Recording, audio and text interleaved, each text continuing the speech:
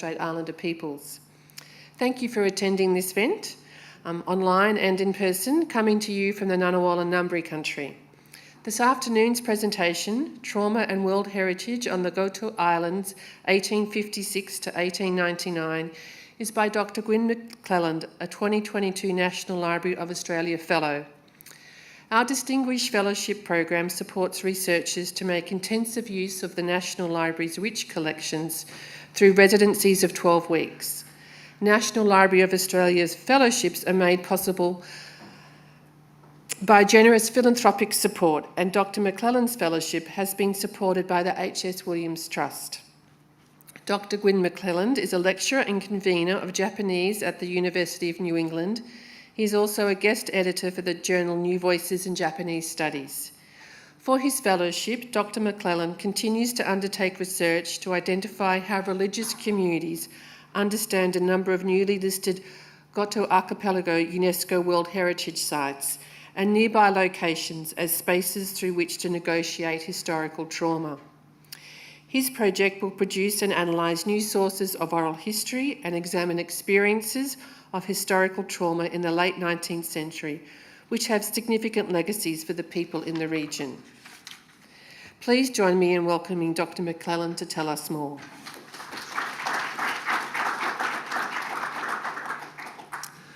Thank you very much, Libby. And thank you all for joining me. And as I've reflected on my current project and also thinking about the relationship to land and country, I guess it's important to this project. But I've also been able to reflect about the Australians First Nations people and their relationship to the lands and the invasive settlement of the people who I'm descended from. And I will mention in a minute that in the Goto Islands, the naming of the people who arrived there as settlers became actually pejorative, and it was used in a way to subjugate the people who came there, because this was the hidden Christians. So I'll talk about that in a minute. But I guess by way of saying that, decolonisation and thinking about decolonisation requires context. And so I continue to learn about my own context. And so I'll add my acknowledgement of the traditional owners of the country in which I stand, the Ngunnawal and Ngambri peoples, and also the Anawan people of the tablelands of my university, and the Wurundjeri and Woiwurrung peoples of the lands where I live. So I'm very grateful to the National Library for their very great support of this wonderful fellowship, and particularly to the fellowship staff, to Sharon and Simone, and all of the librarians, and as well to my fellow scholars for their collegiality as well. But I also want to mention Sakatani Nobuko and Osaki Satsuki, who are two women who are both islanders. One of them is in the upper Goto and one is in the lower Goto, and they're collaborators who are helping me immensely with the work of writing up the oral histories and thinking about as well what's actually important. And that's important for me to be working collaboratively on that. So I'm not going to talk as much about the oral histories today, of course, because I'll be talking more about the findings in the library. But I guess I'm working towards what I'm hoping will be a book, and so talking today about some of those components, what will come together there, with the support of the NLA and also Japan Foundation in the field. So here I've mainly been reading the stories of the ancestors of the people who I've been interviewing, and today the topic is trauma on the Goto, and World Heritage is really comes after the dates, as the World Heritage sites were not ratified until 2018. And today I'm going to concentrate on one particular World Heritage site, which is Nozaki Island in the north of the island group. So this image really helped me, I think, in initially thinking about the project, even though it's published 1940 in the Japanese Catholic Dictionary, and represents some earlier persecutions, probably 16th, 17th century. but I think it also helps me to think about the themes which I'm looking at. The black ships have a meaning. Of course, there's colonial representation of the foreigners who gained their unequal treaties in Japan coming back in the 19th century. But there's also a meaning for the hidden Christians who saw the black ships as a part of a prophecy that when the black ships arrive with the priests, then this will be a change for the better. And then there's all these men. This is really not the Goto Islands, probably the Nagasaki Bay, but then we can see the mother and child image. And for me, that represents the trauma, because in actual fact, it was the women and the children who experienced some of the worst of the brutality of the persecutions. And still we have wars where, again, women and children experience the worst of the violence. So I think first off, I need to start with some terminology and who are the hidden Christians anyway? And when we're talking about this hidden Christian cultural world heritage, then of course it's helpful to understand that. So the World Heritage listing nominates hidden Christians in English, but in Japanese it's Senpuku Christian.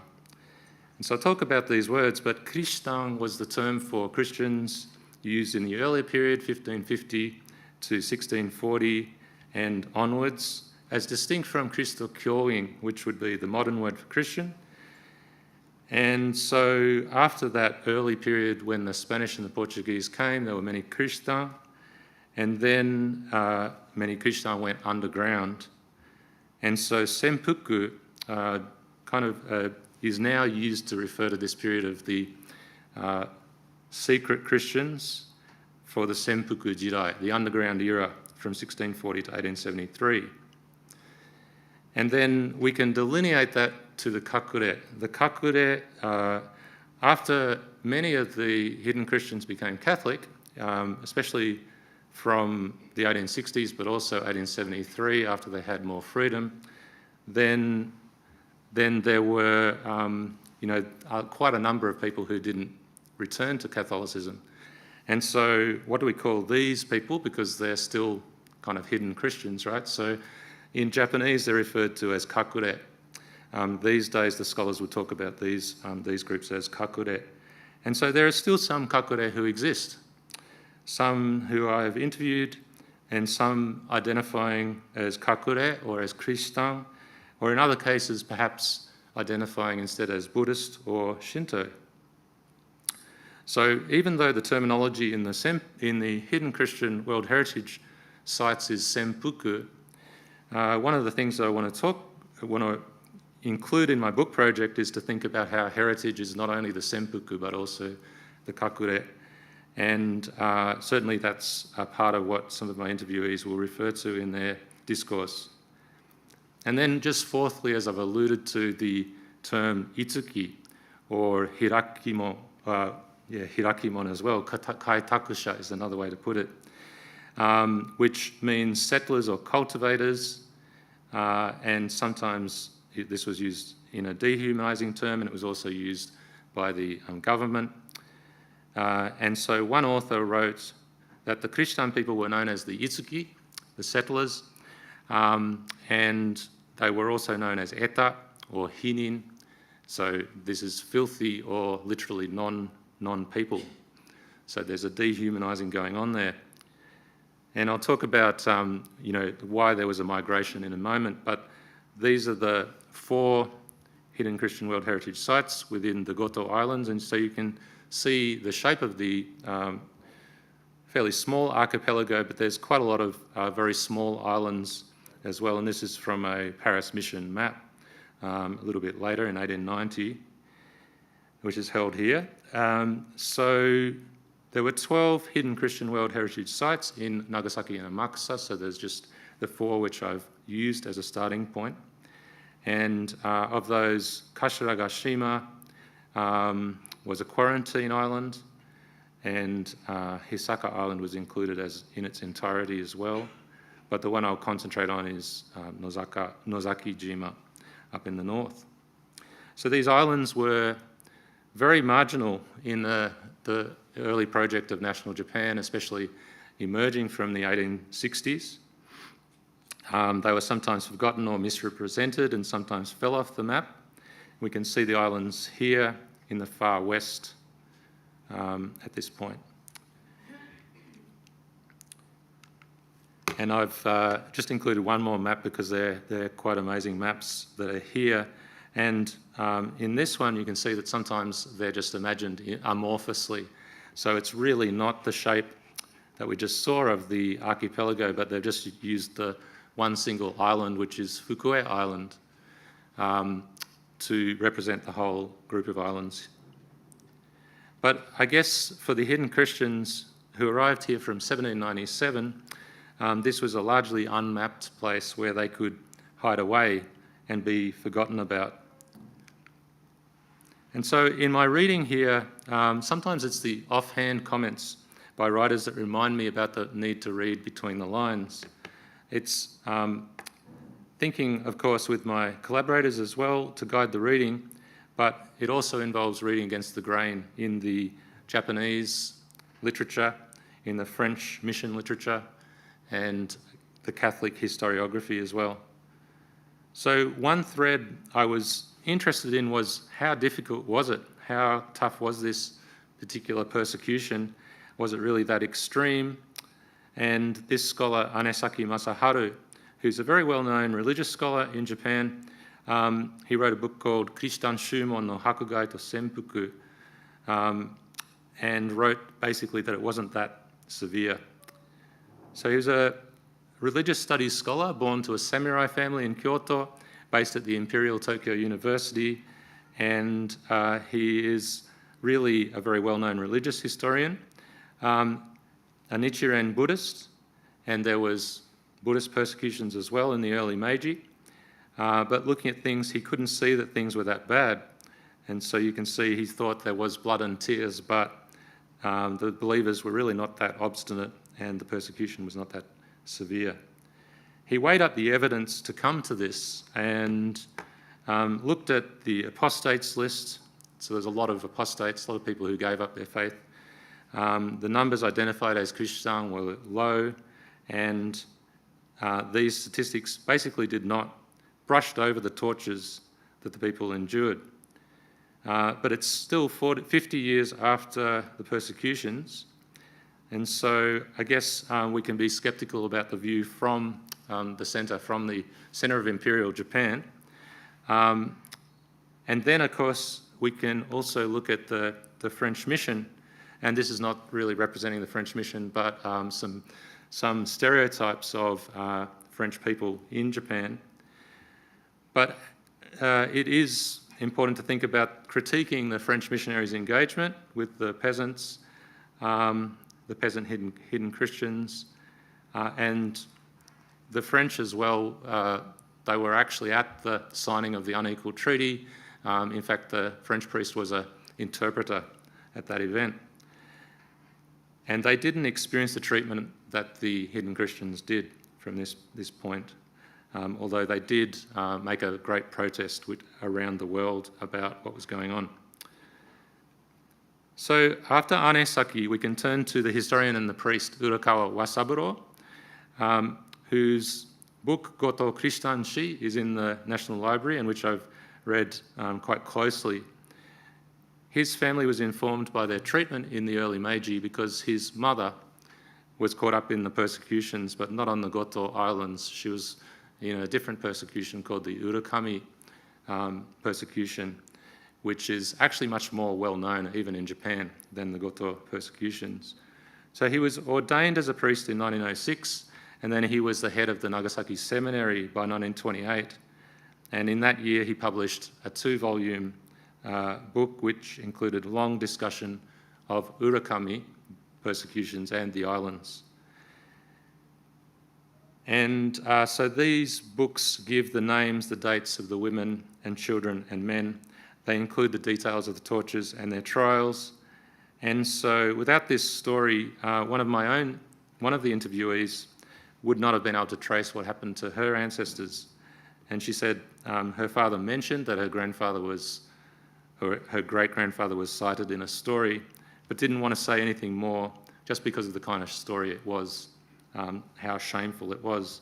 So she read it herself, and then I've been able to read it as well.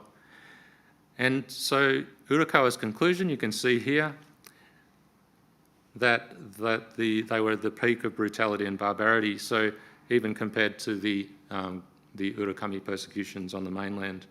And perhaps that's a reply as well, I wonder, to Anesaki, written in 1951. So for the remainder of the talk today, I'll give you a little bit more background, especially think about why study this anyway, and then I'll move on to a story out of what I've read, Nozaki 6 and the Hirado Samurai Yashiki. So I'd say there's three main reasons that I've been led to this, and I've been really fascinated by the research. And the first one is the World Heritage, that UNESCO sent a committee and they were satisfied that these sites were of universal value, but they indicated there was this urgent need for oral histories to pick up the narratives better, to understand what happened. And so I decided that I would attempt to do my best to engage with that work critically and collaboratively, to consider the value and the meaning and how that might be understood differently as well within the communities there. And I'm presently working on a collaborative project with those two women who I mentioned, writing up 5 extracts of the interviews to be put online. And I might just show you that now. So it's called Japan Past and Present. And so it's going to be a chance to have a little bit of that already up online, hopefully by mid-2024. So the second point, post-memory, is a concept of Marian Hirsch's, which I'm really interested in. And so I've done a little bit of writing about this already, and in terms of my earlier work on Nagasaki. And so I'll just bring up some of my publications from that work, but the second one listed here is actually looking at that concept. And so thinking, I guess, not just about trauma, but when you don't have eyewitnesses anymore. So when I was working on thinking about the Nagasaki atomic bombing and the Catholics caught up in that, then I was interviewing eyewitnesses.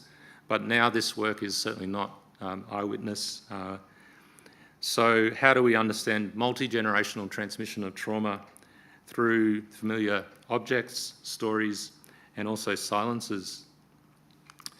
And then thirdly, marginality draws me to this in terms of a marginal space geographically, also kind of between Asia and Europe, this hybridic culture that the hidden Christians and the Catholics and the kakure, they're all a little bit hybridic in their practices and understandings.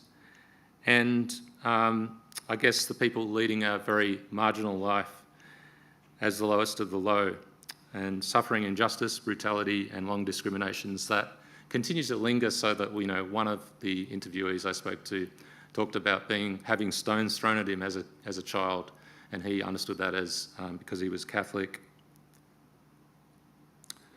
So turning to the story of the hidden Christians, the Goto, and going back to the beginning, 1797 onwards, the Omura domain requested a permit for a group of people to migrate to the islands, and at the time there was overpopulation as the Lord saw it, and so there was also not enough to eat, and so he decreed that anyone who had a second or third son, they would need to commit infanticide to kill those children.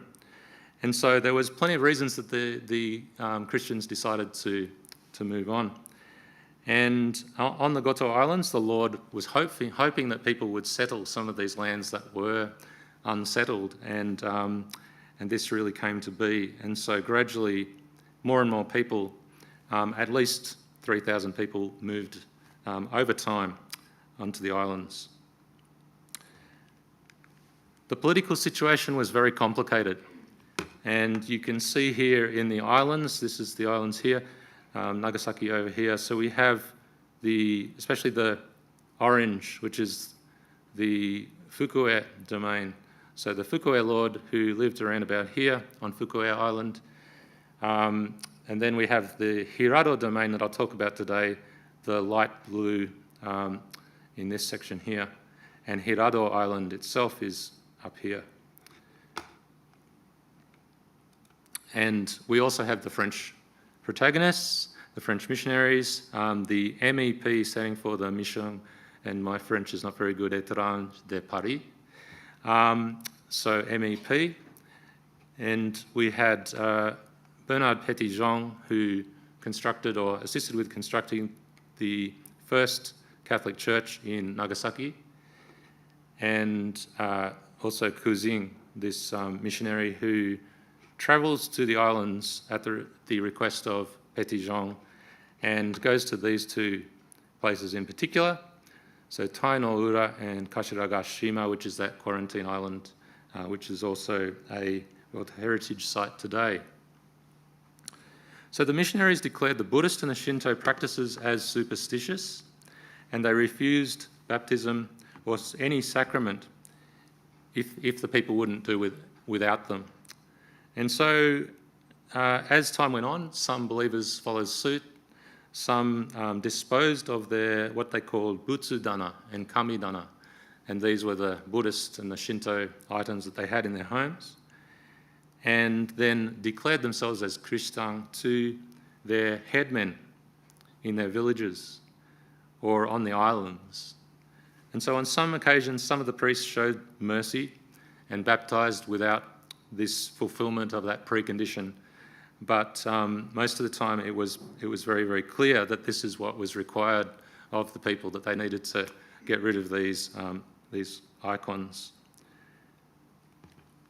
But of course, these items were essential for the camouflage of the hidden Christians. And so this is a outwardly Buddhist kannon used by the Senpuku and the Kakure to honour Mary and Child. And up to this point, the Bakufu shogunal government had carried out the temple registration system, and births and deaths were registered, and the Christian villages kept their own Buddhist butsudana, Shinto kamidana shelves in their houses, and they offered flowers and incense at these. And they would tend to hold a Buddhist funeral, and sometimes they would hold a separate hidden Christian funeral after the fact.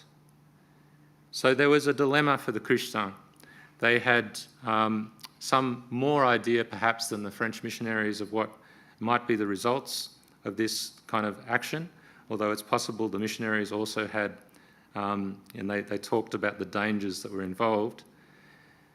So there was extreme reactions, and so the Nozaki Six is a part of this story about the Nozaki Six, which I'll talk about.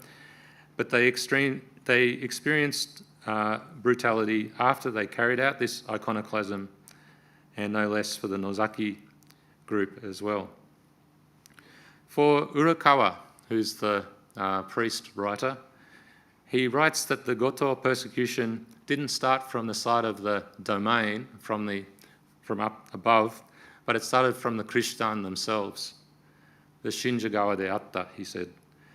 And so to me that feels like a kind of victim blaming the Christian villages. He doesn't put a strong emphasis on the arrival of the French and the building of their temple in Nagasaki. And I have to wonder how did the French missionaries understand the power that they wielded and the impact of these instructions and what that was going to be. Of course, the hidden Christians did want baptism, and they could see some of these prophecies which they believed in happening, and so they sought a time of change, and so they came forward. And so there is the Christian response as well to consider, and I think as well there's the response of the domains of the upper class, the samurai, the officials, and their assistants. And I think that the other really important part of this is that it was the timing. 1868 is a transfer of power from the shogun to the emperor. So there is change coming to Japan, And then there are incidents that happen like samurai vigilantes who come upon some Christians and just kill them with their swords.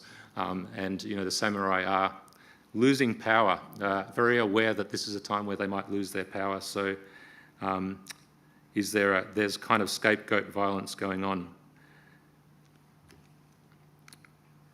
And then a part of the conclusion of Urakawa about why it was so brutal in his perception is the isolation. The islands were such a good place to hide away, to be away from the eyes of the officials. There's so many different places when you actually go there. You can see the hills everywhere, the little coves, so they could hide away. But when they were revealed as Christian and when they were captured and put into prisons, then the treatment was incredibly brutal in this hidden away corner. And so let's move on to the story of the Nozaki Six. And just before I do go to that slide, I think just to point out again that Nozaki is this tiny little island here, right in the north. And so it is very close to the Hirado Island over here. And so this is obviously a photograph, a modern photograph of Nozaki Island in the Tokugawa era, ruled by the Hirado domain. It's roughly 1 kilometre, 1 kilometre in width, 2 kilometres in length. It's not that big. And this is where the Nozaki Six were. So this was an almost abandoned island in the 1800s, and so it was a good site for the hidden Christians where they could come to be, and not just because it's supposedly abandoned, but also this is a Shinto holy site. And so up in the north of the island is this place called Oeshi, and it's quite amazing to see, but 24-metre high stones with 8 tatami mat spaces on a rock that's perched on top. And so this is where the daimyo god appeared, and the Hirado gods were said to dance. And this is where they settled in the mid-1800s, probably without an official permit. So these are the two settlements that the Christian chose, Nokubi village right here and Funamori village down here. So even though it was an abandoned island, largely abandoned because there was still probably a small couple of settlement here of the Shinto priests who would, of course, travel up to the monument and shrine up here. The organisation of the hidden Christians is quite important because it assisted them with communications. And so each group had 3 roles. They called it the Sanyaku. There was the Chokata, who's the keeper of the book. There was the baptizer, known as a Mizukata, and then a 3rd assistant role. And in 1865, the Nokubi Christian heard the story of the Christian from nearby Gaura, so he'd been down on this island, that they had met the French. And so after some discussion, they decided to go and go to Ora Cathedral themselves. And so Ora Cathedral is one of the Hidden Christian World Heritage Sites, partly because of this, because of the retransmission of faith. And so this is where Father Petitjean was, and they went and met with Petitjean. They received teaching and saw the Holy Cross, and Urakawa writes that those people who had no relations with Kamidana, with the Shinto items, were baptized by Father Kuzin in the following year, and the people were told they had to destroy the Kamidana in order to be baptized by the priests. But this very much made the Nozaki Christian uncomfortable, and so in the community history, then the group discussed this issue long into the night, and they come to this decision as a group, as long as we're in Japan, disposing of our god shelves, our kamidana, we can't feel comfortable with keeping this teaching. What if we find an abandoned island and immigrate there? So it seems like almost the same thing that they've already done, but we've heard of Takeshima in the Korean Sea. It's so isolated, doesn't belong to any country. There's bamboo growing thickly, and there's as much abalone as bamboo. So this could be good. And so after this, the story goes that they go to Nagasaki City and they buy themselves a telescope. I think it costs them 3 yen. They buy 3 compasses, 4 iron rods, some rice and sake to make sure that they can eat and drink. And then there's 6 men, so that's why I called it the Nozaki 6, who head out. 3 of them come from Nokubi, 2 from Funamori, so 3 from here, 2 from here, and then 1 comes from the other island over here. And so they head in a boat onto the northeast wind, crying out, Yudan suru na, with the greatest of care. And so they were away for around about 7 months. And this is not the right period, but I thought it'll give you a bit of an idea of their journey. This is a colonial period map. But 2 days later, on their right, the sailors saw Korea. So you can imagine if they're sailing from here and they see Korea on their right, then they might be even going between Jeju Island and the mainland of Korea here. And then eventually they get to 2 days later where the sea becomes shallow and it looks like the colour of mud. And Urakawa believed that they might have arrived at the northwest Korean Sea. And so they were afraid and they cried out, let's go back. But clearly their compasses were not doing them much good. And they had no idea how to go back or what direction they were travelling in. And so after sailing in what they thought was an easterly direction, and I'm imagining that perhaps from about here, for how long? For another day and a night, then they eventually arrived at a point which was Korea.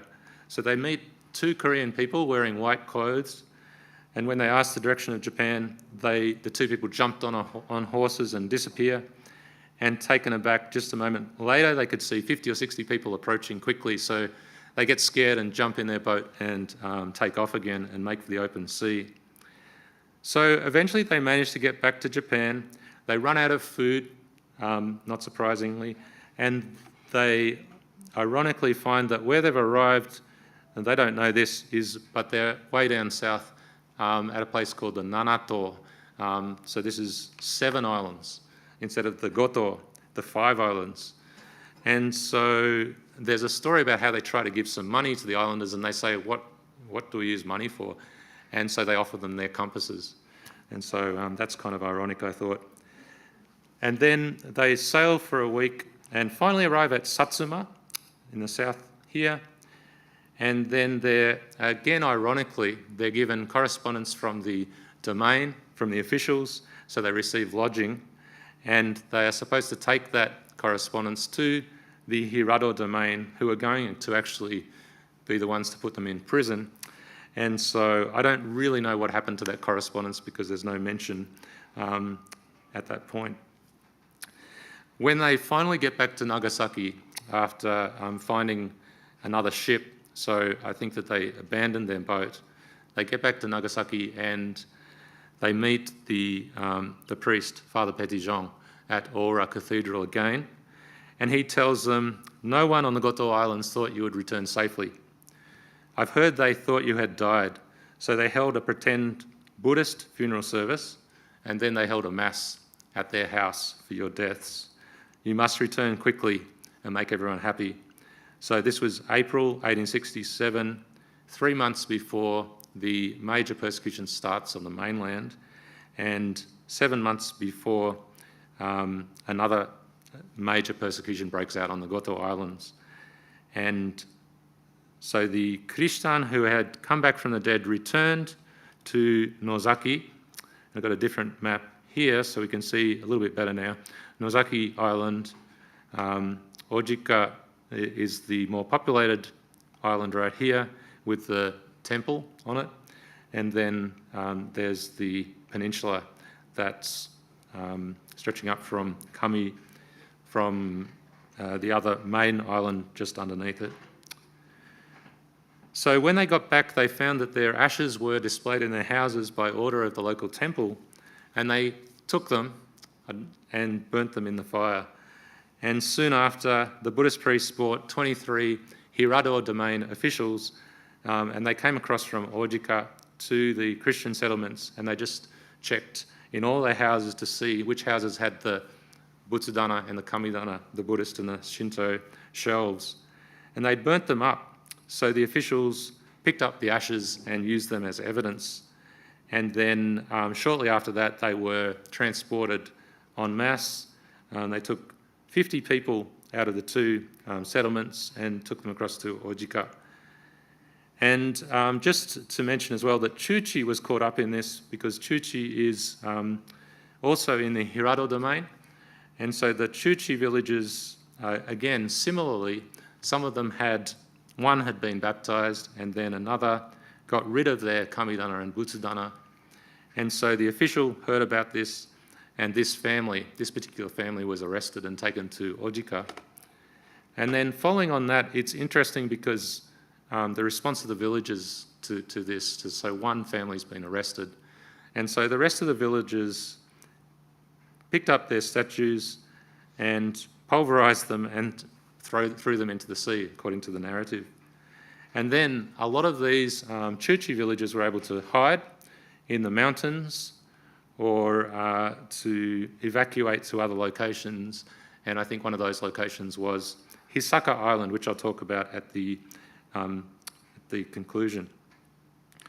And once they arrived in Hirado, which was the large island around about here, things turned for the worse. The captured Christians were taken to Hirado, and they were fed very little. The men over 15 years were put into a prison, and the women and children were housed in a dormitory. And so there was torture involved, and this one was very, very common on the islands, called sangiseme, which involved being put onto a wooden board, as you can see, with triangular notches, and then having rocks put on top of your knees. And the people were hit with bamboo. And so Urakawa describes the torture in this particular case of a family, including man, his wife, and children, 3 children, Yomatsu, Iwasuke, and Seo. And the girl, 7 years old, was put on a charcoal sack with a ceramic pot on her lap, and they were interrogated from 8 a.m. until 2 a.m. the next morning.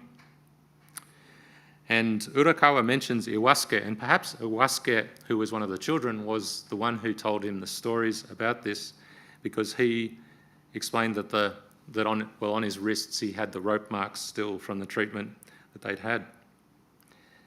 And so they gave up their Christianity officially, apostatizing in order for this torture to cease. And Urakawa writes that they made a statement of apostasy, and then the men were released to join the women and children.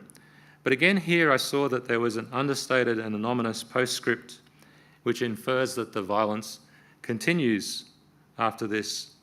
As he writes, so they've apostatized, they've given up faith, so they're allowed to go. So the household heads, women and children, were allowed to return, but the young women without sexual experience were retained in the samurai house for 3 years. So I think that reading between the lines here, that the incidence is probably a tip of the iceberg, because sexual violence was a part of the kazure, as the persecution was called, and probably rarely spoken about. But he does mention this particular samurai residence on the following page, where young people from Kurojima, another island nearby to the Goto, were also sent to the same residence. And so I think, to me, that the fact that the Chuchi and the Nozaki villages don't protest this, the retention in sexual slavery of the young women, reflects a sense of powerlessness in the face of this. And again, that the freedom for the majority comes at a price for the minority, and the vulnerable pay a high price. But when they did return, and there was this one photograph of some of the returnees who are, again, quite characteristically, they have commemoration photographs of remembering what happened at certain points after they've been able to come back. They found that the homes had been ransacked, nothing of value remained. They had buried some pots before they left, so those were useful, but they didn't have anything they could boil water in. They had no salt or miso when they returned. And this was very characteristic of right around the islands in terms of when they returned to their homes, that they'd been ransacked and they had a very difficult road ahead. So the Nozaki Islanders, and one person sort of suggests that this is penance for their apostasy, but whether it was or not, they built 3 churches on the island. The first was a wooden one in 1881, which is only 4 years after the French missionaries are able to come to them after the persecutions. And then the Nokubi villages followed the next year. And finally, they built a brick church in 1908, which is still there today. So this is a part of that World Heritage Site, and you can go and have a look at it. And it's managed by the township. In actual fact, it's not managed by the Catholics today, on Ojika Island next door. So just to pull some threads together, I want to return briefly to the overall picture of the Goto persecutions, of which I've only just touched upon today, but there's a small connection from Nokubi up here to the worst of the persecutions, which was probably on this island here, Hisaka. And some of the runaways, as I mentioned, came from Chuchi down to Hisaka Island, and right around about here on the far west, they were able to hide away, even though the domain Hirado advertised to Fukue and Omura domains, they were looking for them. But what I wanted to mention down in Hisaka Island was that there was somebody who collected the narrative of what happened, and they put it together, and in Urakawa's writings, and it's in this book, but it's also in the one that we have here at the library, and it's called the Hijou Nikki, the extreme diary, literally in Japanese. And I really think you could think of it as a trauma diary, which picks up on what happened day by day, not without blemish and not perfect, but it records in detail. 91 female, 95 males were jailed here. 21 women and girls died, and 8 men and boys died. And shortly after, 4 women or girls, I think. So 14 children, 5 boys and 9 girls who were under 12 years old died, and double the number of women than men in that incident. And so, certainly in the oral histories that I've been working with, I've been looking at some of those stories as well. So the story of the Nozaki Six, I think, is an example of how varied the responses of the islanders were to the initial contact with the French. And the Senpuku had these communication lines that meant they were in touch with other communities across geographically diverse locations. And sometimes they responded in solidarity, like that case where the Chuchi villagers burnt their statues in response to the arrests of one family. And so this is the church that I mentioned on Nozaki Island that remains to today, even though, again, it's an abandoned island, and now you can find lots and lots of deer on this island, which is, of course, it's a sacred animal in Shinto belief as well. But recent researchers do agree that the infringement on human rights was worse on the Goto Islands than on the mainland. And by working from the oral histories I've collated and looking back, I hope to continue to critically examine the importance of these UNESCO World Heritage Sites, how that applies to the Senpuku, but also to the Kakure, Christian, and also to bring out the women's and the children's perspectives that are often missing. So I welcome your questions or comments, and thank you very much.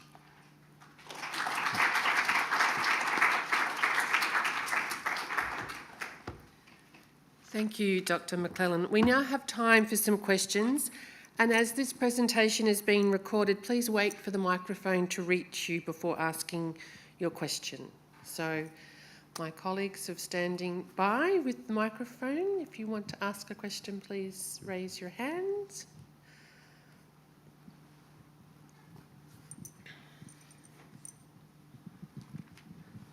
Gwen, I was curious about you mentioned that one of the churches is being looked after by the local government rather than the church. Does that mean that there's no longer an active Catholic community on that particular island? Yeah, that does. Yeah. So the island which I was mainly focusing on, it's communities, the Catholic community. So I think it indicates to you as well how tough a place it is to live. It's probably not an easy place to grow food, even. So basically, the one settlement closed in about 1968, and then the other one 1971. So it's been abandoned for quite a long time, and some of the people ended up going to Ojika, which is that neighbouring island, which has got the population that's still there to today. So there is a church over there now, but this particular church was also picked up in the Japanese Bunkazai register, so it was noted as a heritage site in Japanese cultural memory. Sometime before the World Heritage status was applied to the community, so it's not specifically to the church. So there's a little bit of difference, but the town looks after that church now. Yeah. Thanks.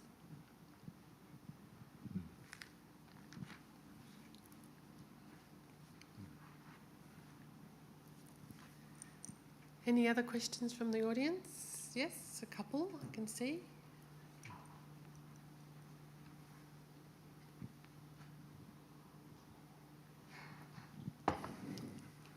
I had a somewhat specific question about class dynamics. You mentioned before how the samurai would go around basically killing, Christians. Presumably the samurai were much more wealthy than say the people that they were, killing.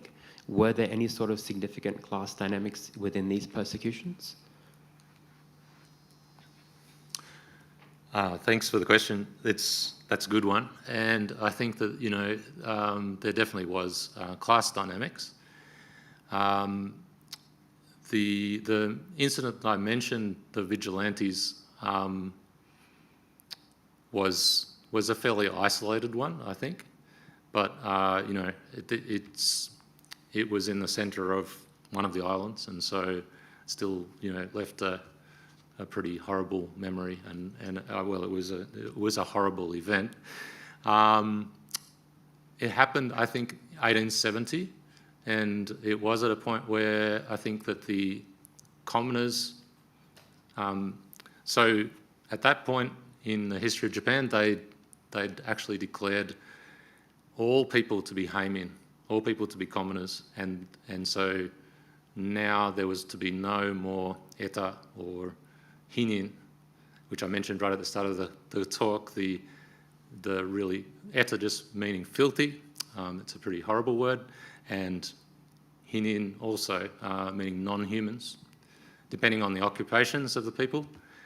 And occupations were now up for grabs. Anyone could be any occupation at that point. And so this is something that was for the samurai possibly threatening. And it was 3 years later that they were not allowed to use their swords anymore. So I guess, I don't know whether what had reached them on the islands, but that these young samurai went out with their new swords and, just in the middle of the night and start killing some people. They were actually tried, and so they committed seppuku, which is the ritual disembowelment.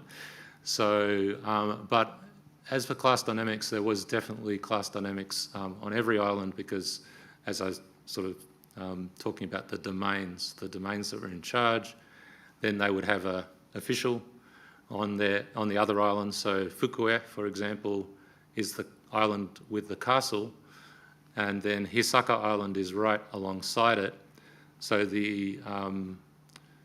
so there was somebody sent across by the Lord to be on that island specifically as the magistrate of the Daikang, and that man was the one who decided what to do with the villagers when they brought their burnt up things and said, we're actually Christian. So, yeah, so very much a part of it all, yeah. Thank you. I think we might have time for one more. I think there was a hand up the back there. Ros, perhaps? Middle row just behind you. Thank you. Thank you for your talk. Really interested in your oral history project, talking to descendants of the community and how they felt about it. Have you also looked into what the community more generally feels about this part of their history and how they've reflected on it?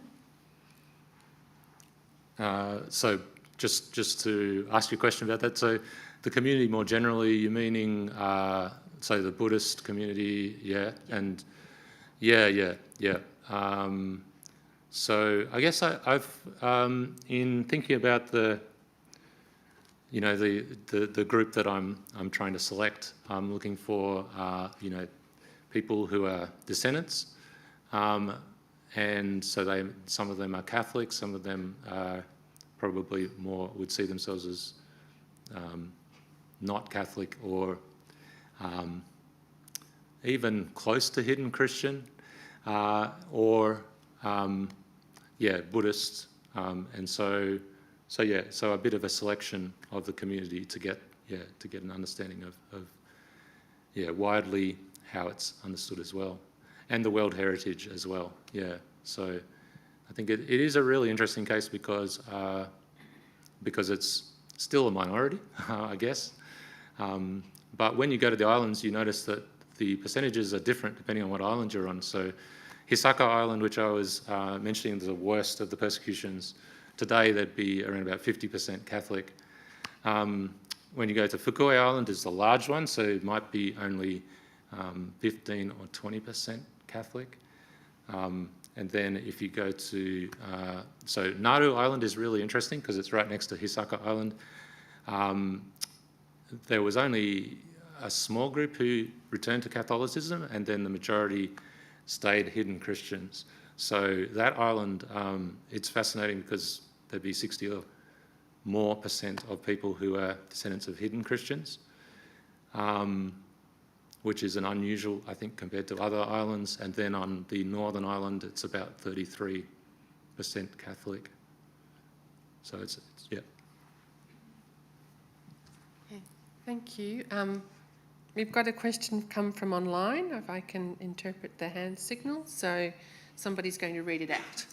Yes, we've received a question from Wesley Lim through YouTube. Firstly, thanking you for your talk. And he asks, how would a hidden Christian be recognised? Through dress or appearance?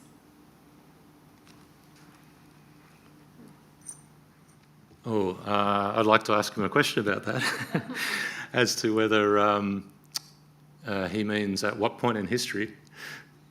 But if it was today, I think nowadays we wouldn't know.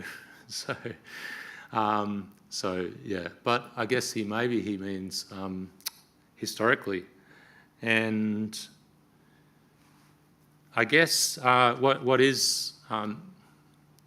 stands out about it is that when the persecutions happened, it was only 50 or 60 years after all those migrations. Okay, so the migrations began in the 1800s, and so maybe it's 60, 70 years. Maybe it's only 50, 40 years, depending on when people migrated.